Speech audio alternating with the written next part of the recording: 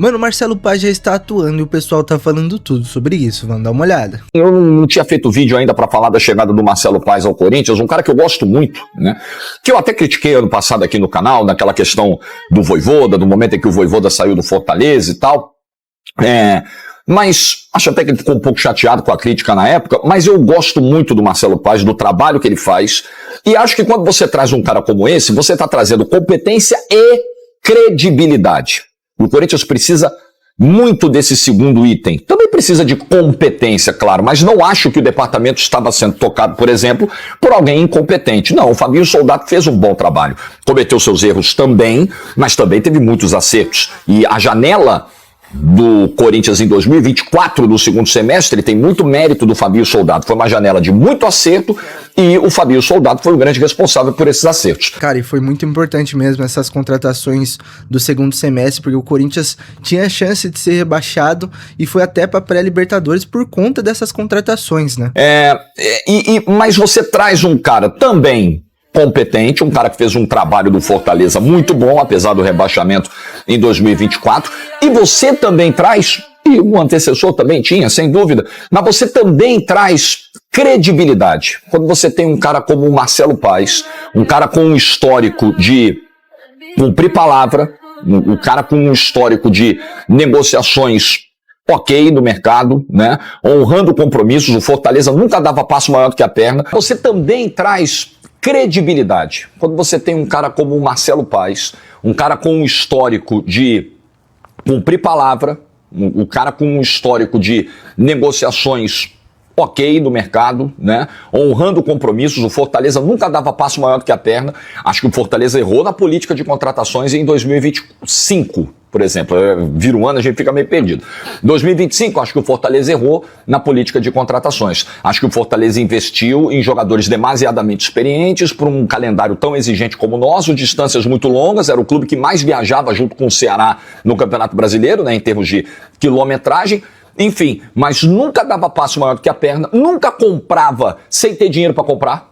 Ah não, compra agora, depois a gente paga. Fortaleza nunca, pelo contrário, se notabilizou por ser um clube responsável, austero, e isso muito tá na conta do Marcelo Paz. Então quando você senta hoje, o mercado, gente, entenda, as pessoas se comunicam, as pessoas, né, todas as áreas, né, no meu mercado, por exemplo, na minha área de jornalismo, grupo de mídia, televisão, todo mundo se comunica e todo mundo não só acompanha o trabalho do outro, mas se informa em bastidores sobre, escuta, esse cara é honesto, esse cara é honrado, esse cara cumpre compromisso, esse cara é procrastinador. Cara, e é importante ter cara honesto no Corinthians, né? Porque realmente as últimas gestões não mostrou um mínimo de honestidade, né?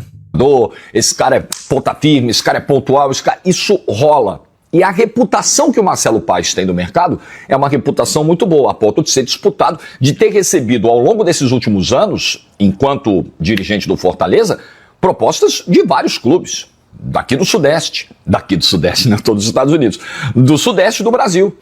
Então, isso é um ganho muito grande. Agora, para que esse trabalho do Marcelo Paz continue dando frutos, como parece que já começou a dar, nessa negociação com o Santos Laguna, conseguindo esse descontinho e tal, essa facilidade ali de pagamento, o Corinthians também precisa dar as condições para o Marcelo Paz. O que eu tô querendo dizer com isso? O Corinthians precisa ter a grana para pagar o que tem que pagar. Me deixem longe da política e me deixem trabalhar. Marcelo Paz, novo executivo de futebol do Timão, falou com a imprensa, mandou recado para a torcida e prometeu um Corinthians mais responsável no mercado. Ele tocou em pontos sensíveis, como contratações, vendas de atletas, retomada da credibilidade, queda de transfer ban. Um Corinthians profissional em 2026. É esse o recado que Marcelo Paz passou. Ele falou sobre a negociação com o Maicon, disse que chegou no Corinthians e no dia seguinte já estava trabalhando nessa negociação. O contrato acabaria muito em breve, no dia 31 de dezembro. Isso dava menos de 4 dias de negociação. E que realmente não deu para equiparar a proposta do Clube Atlético Mineiro. Queria manter o jogador, fez o esforço que o Corinthians podia fazer. No entanto, não dá para fazer loucuras. Foram as loucuras que deixaram a equipe nessa situação. Ele agradeceu o Maicon, desejou muita sorte, menos quando encontrasse o Corinthians no futuro. Proposta do Atlético Mineiro, R$1 milhão por mês. O Corinthians conseguiu chegar somente nos 700 mil.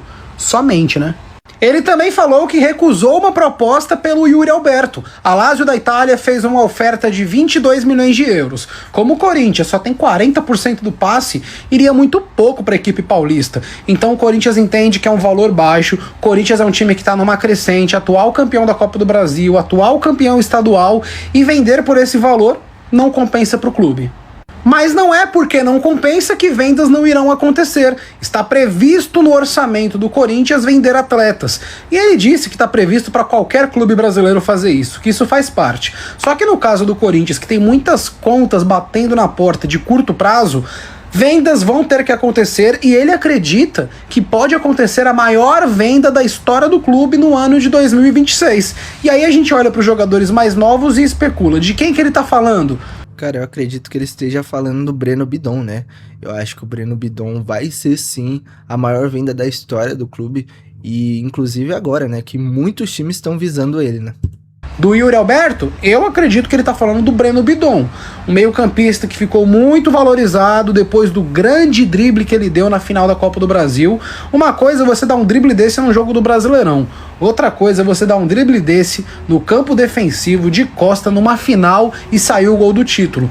E outra, ele também bateu o pênalti decisivo contra o Cássio na semifinal da Copa do Brasil, né? Não é qualquer coisa, é muita frieza ali para um jogador de 20 anos. Se já era um jovem valorizado, a tendência é que na janela do meio do ano um clube europeu chegue forte para contratar o Breno Bidon. E pode ser esse o maior ativo do Sport Clube Corinthians Paulista. Marcelo Paes reforçou que o compromisso dele é de fazer o Corinthians ter credibilidade no mercado, ser um clube pagador, que as pessoas possam realmente querer ir para o Corinthians com garantias de que lá é um local onde ele vai conseguir receber em dia, em um grande clube para dar grande projeção. É isso que o Marcelo Paes quer para 2026. Ele também falou que quer ficar longe da política, que veio para fazer uma gestão profissional e que isso atrapalhou ele um pouco no Fortaleza. Corinthians em muitas boas mãos para a temporada.